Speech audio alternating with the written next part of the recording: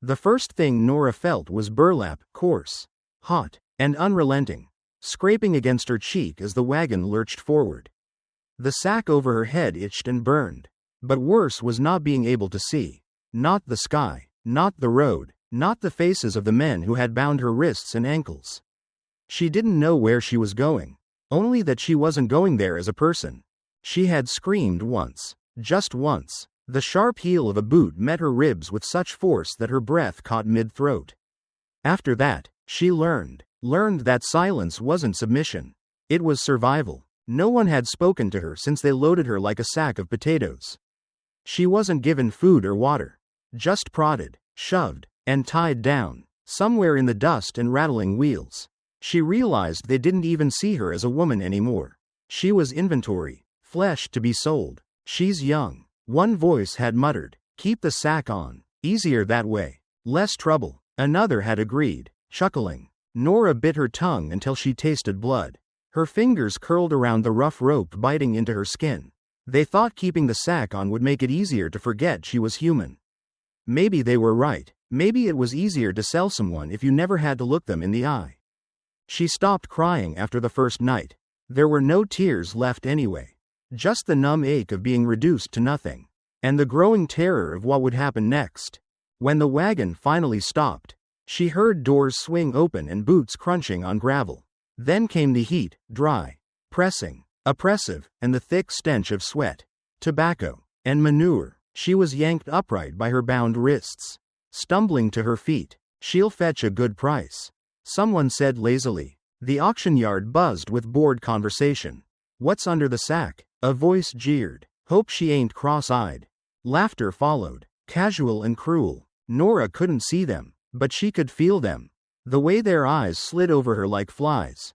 The way the air shifted as they leaned in for a closer look.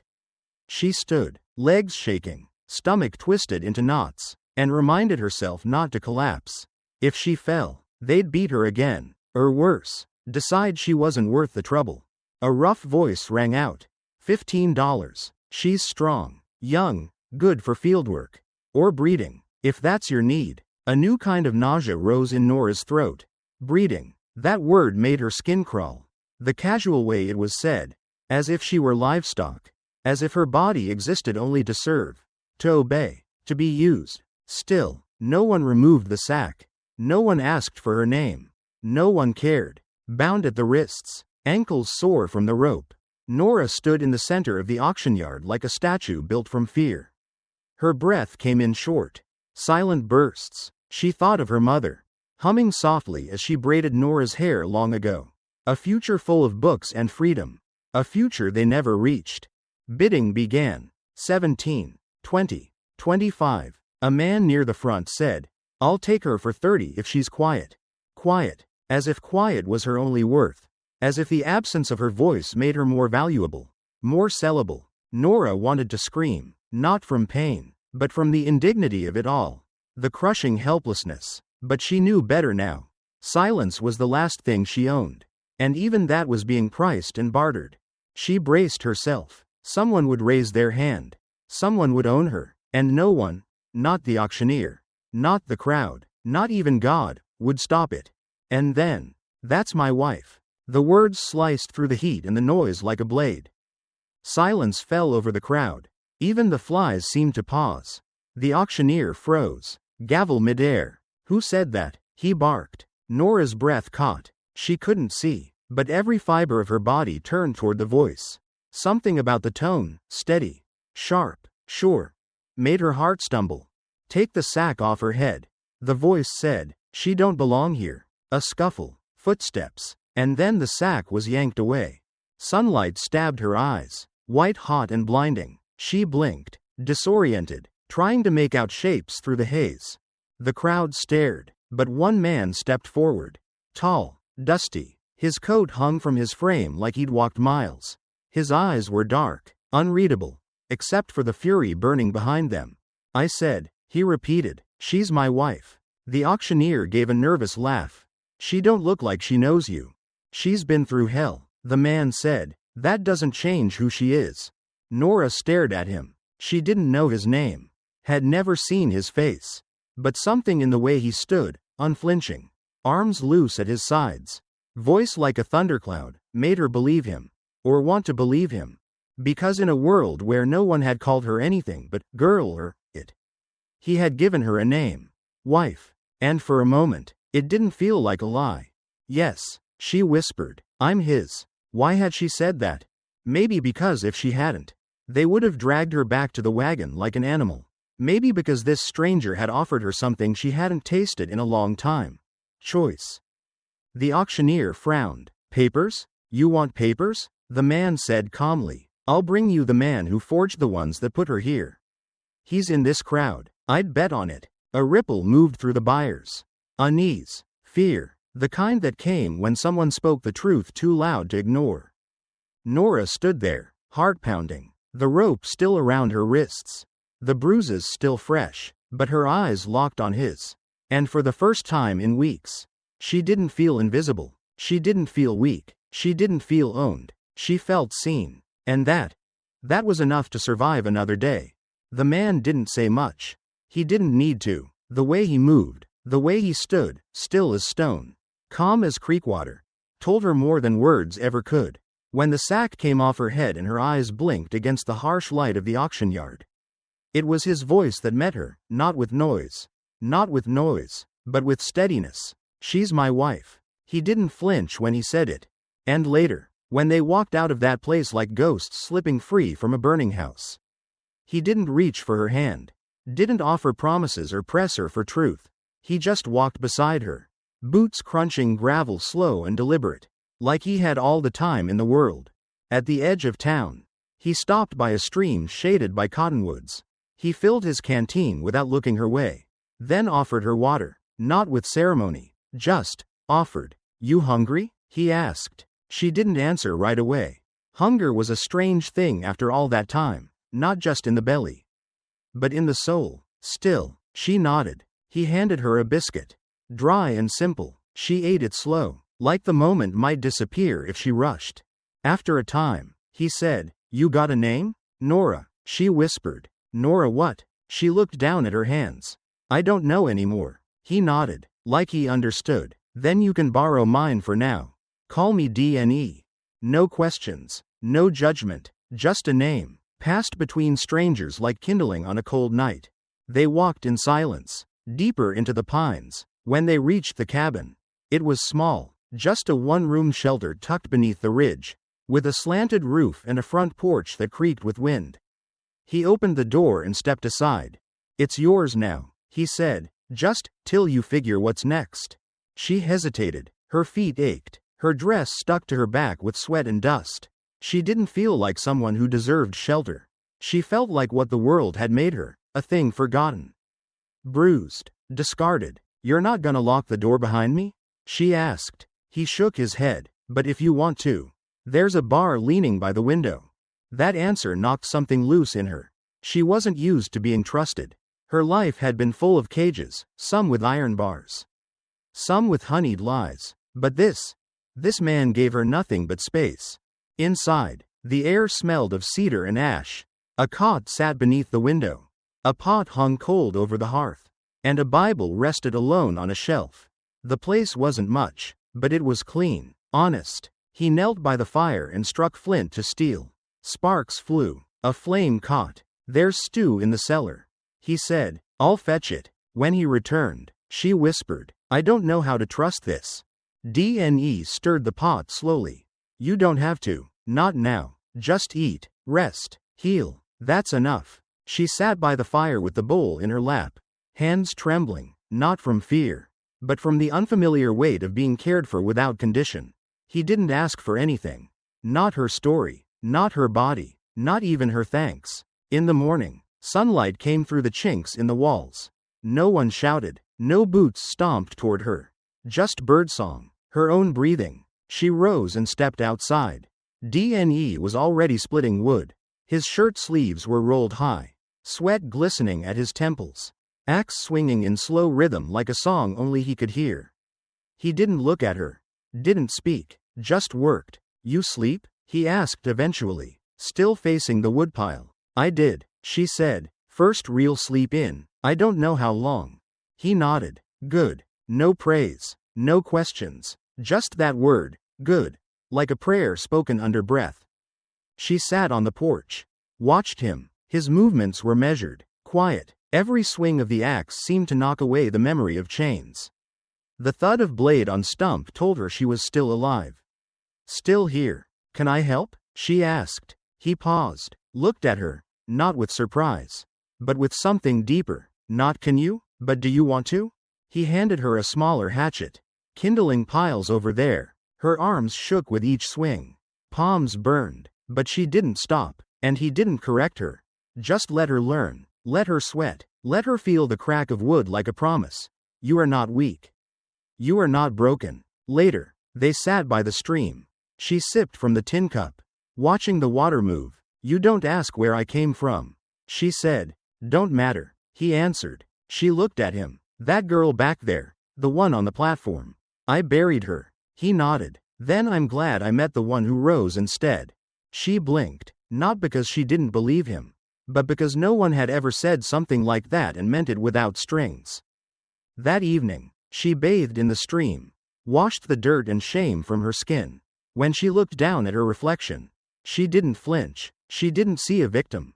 She saw herself. Back at the cabin, D&E had stew waiting. He'd lit the fire, swept the floor, not for her, not to impress, but because it was home.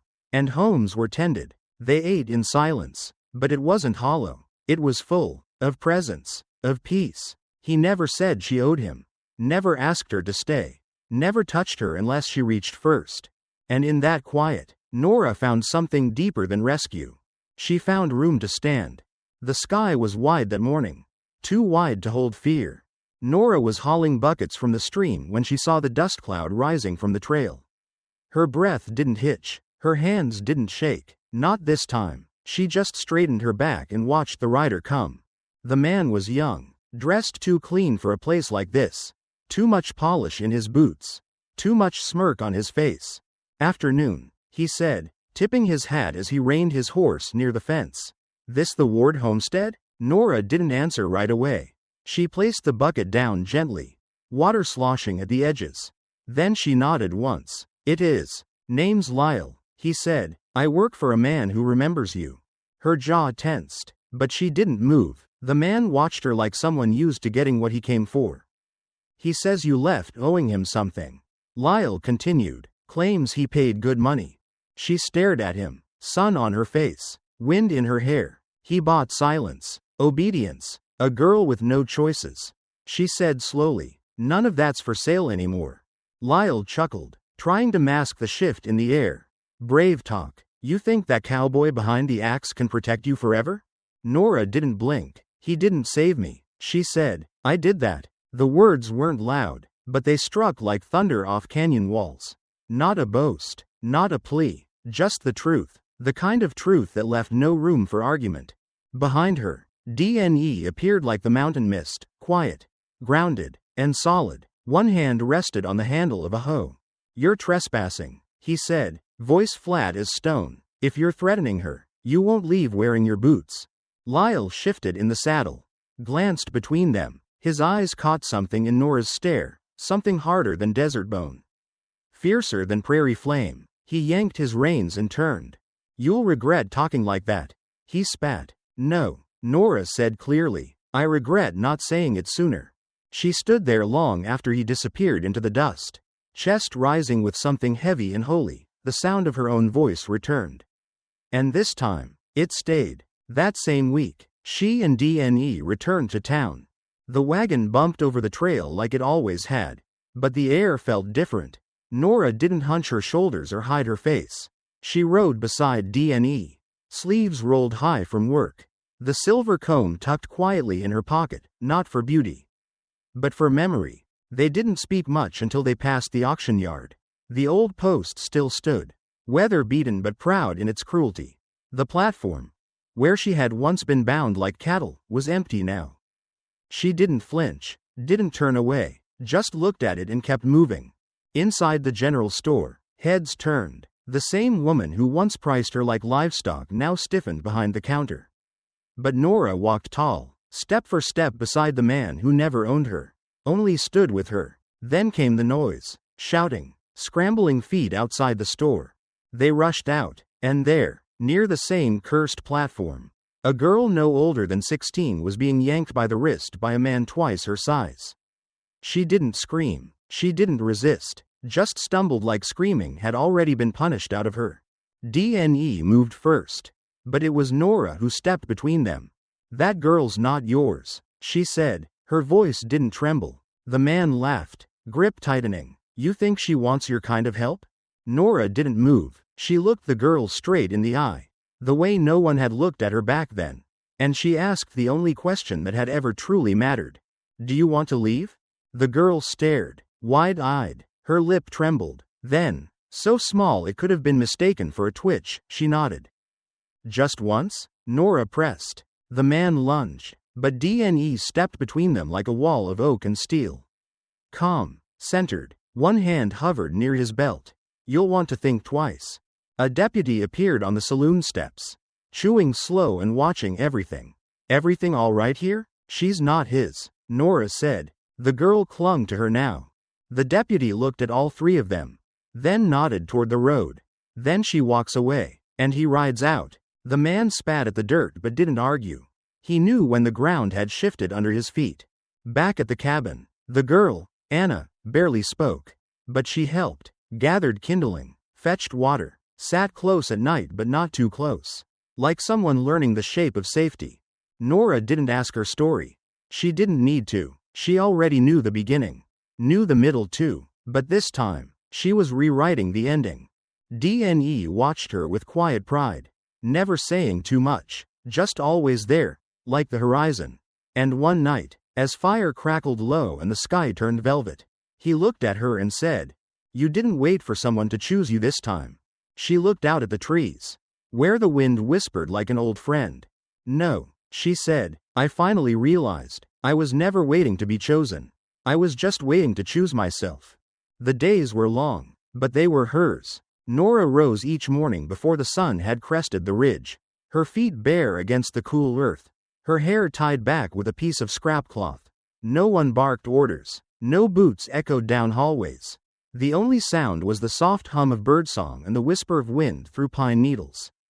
She dressed slow, not because she had to be careful, but because she could, because the rhythm of her day belonged to her now, shaped by no one's will but her own. The first chore was always the fire. She knelt at the hearth, striking flint to steel, coaxing flame from spark. It was a ritual, quiet and steady, like speaking to the spirit of the land itself. When the fire caught, she didn't smile wide, but her chest lifted. The warmth was real, the choice was hers. Breakfast was simple. Boiled roots, thick slices of bread, sometimes an egg if the hens had been generous. She'd sit on the porch, the bowl in her hands, watching the steam rise into morning light. DNE might be splitting wood nearby or mending fence. But they didn't always speak. They didn't need to. Their silence wasn't emptiness, it was understanding. She started sewing 1 week after Anna arrived. Took an old grain sack and cut it into strips.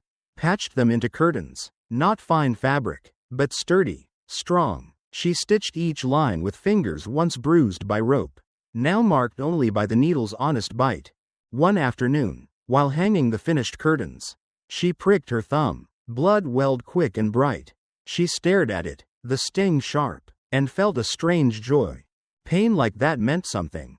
It wasn't punishment. It wasn't someone else's anger. It was hers. Proof that the work she did was real. And it stayed hers when it was done. Later, she helped DNE mend the roof. The sun beat down hard. Splinters found her palms. Her arms ached from lifting. But she laughed when a gust of wind knocked her hat clean off. She wasn't elegant, wasn't polished. She was alive, sweaty, sunburned, and satisfied. That night, she baked bread, real bread, from her own hands. She kneaded the dough like it owed her a future.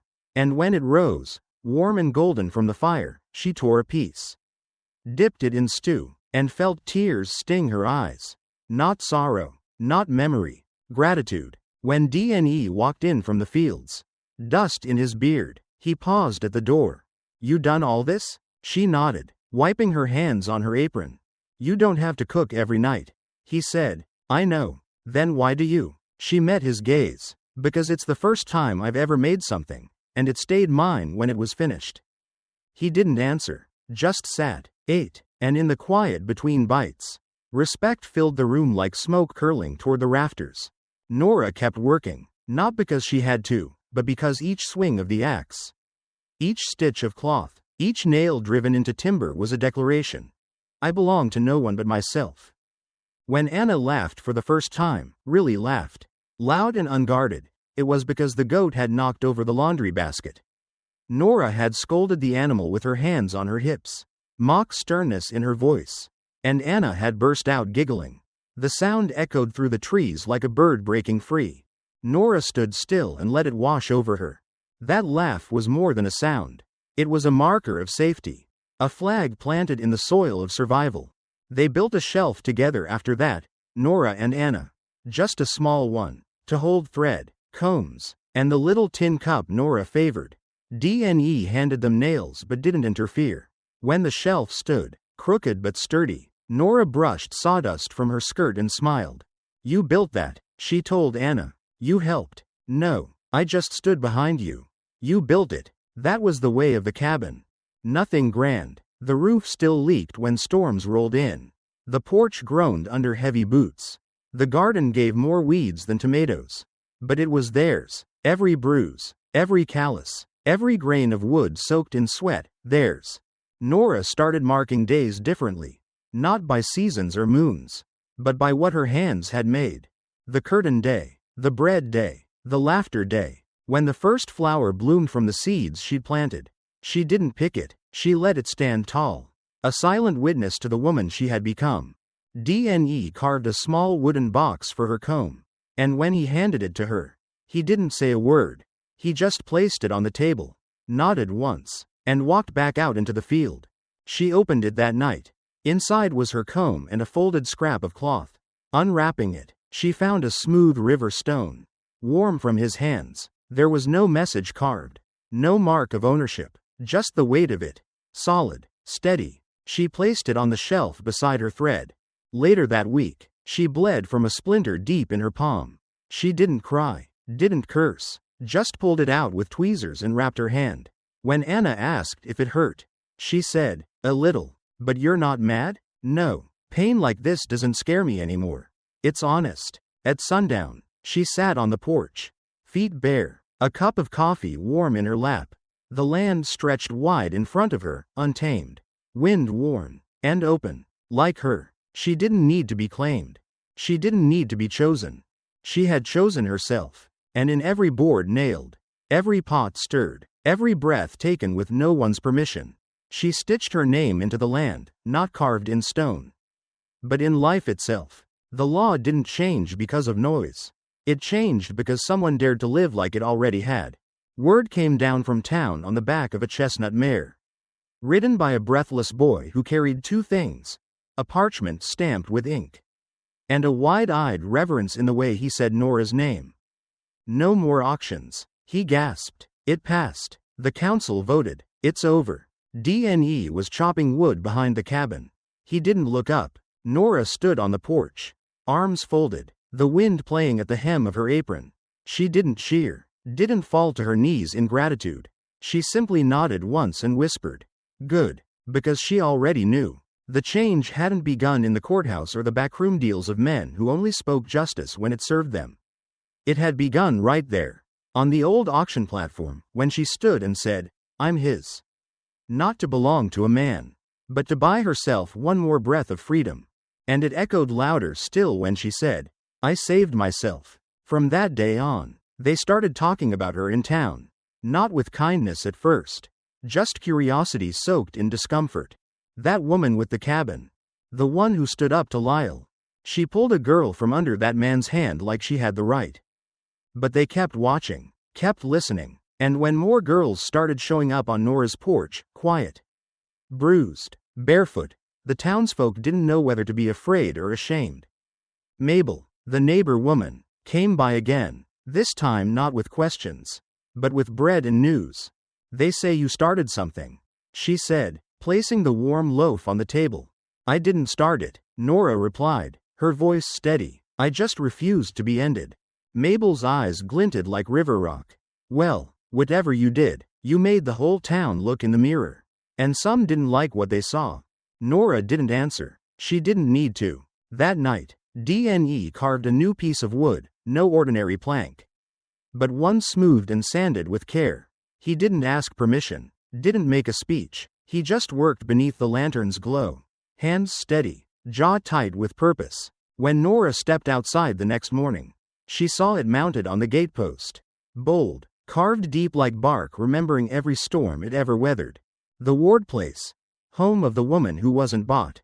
She froze. Her throat closed. It's too much, she whispered. D&E looked at her, eyes calm as always. It's the truth. Let them see it. And they did. Years passed. The road to the cabin was no longer empty. Riders came not with chains, but with questions. Women knocked on her door, not begging for rescue, but asking for how to begin again. Norah never claimed to have answers. She just opened the door. Sometimes she gave them a place to sleep. Sometimes a bowl of stew. Other times just the firelight and silence enough to let them remember the sound of their own name. Anna stayed. Then came Clara. Then Miriam, who stitched her own moccasins from deerskin and carved her story into the beams of the shed. Each one brought more than wounds. They brought wisdom, grit, and memory. The cabin didn't belong to any of them. Yet all of them belonged to themselves for the first time. When a man came looking for his property, Norah didn't hide them. She met him at the trailhead, shoulders squared. You walk any farther, she said, you'll leave in pieces. D&E stood behind her, silent as the trees. The man rode off, coat flapping like defeat. By now, the law had changed, but some men still believed it hadn't, not in their hearts, not in their habits. That's why Norah didn't put down her axe or bury her knife deep in some drawer. Freedom didn't come from parchment. It came from will. She taught the girls how to plant seeds, how to sew a clean line, how to track coyotes and read the wind.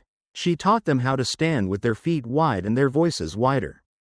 She never taught them how to hate, just how to stop kneeling. And slowly, the town began to shift. The general store started stocking better cloth. The baker's wife stopped whispering. The sheriff began riding past the cabin not with suspicion, but with a nod. Even the preacher once left a basket of jam by the gate with no note. Just a cloth-wrapped gift that meant, I see you, and I know you were right. But Norah didn't care about their approval. She cared about the girl who didn't flinch when a man raised his voice. She cared about the boy who asked why people were ever sold like horses. She cared about the way her own hands no longer shook when she lit the morning fire. The cabin still leaked in spring. The door still stuck in winter. But the walls held stories now, not just her own. And late one summer evening, when the crickets hummed and the stars blinked into place like they'd waited all day just to shine for her, Norah stood at the gate and traced her fingers over the carving. The woman who wasn't bought, not saved, not sainted, just unclaimed, untamed, free.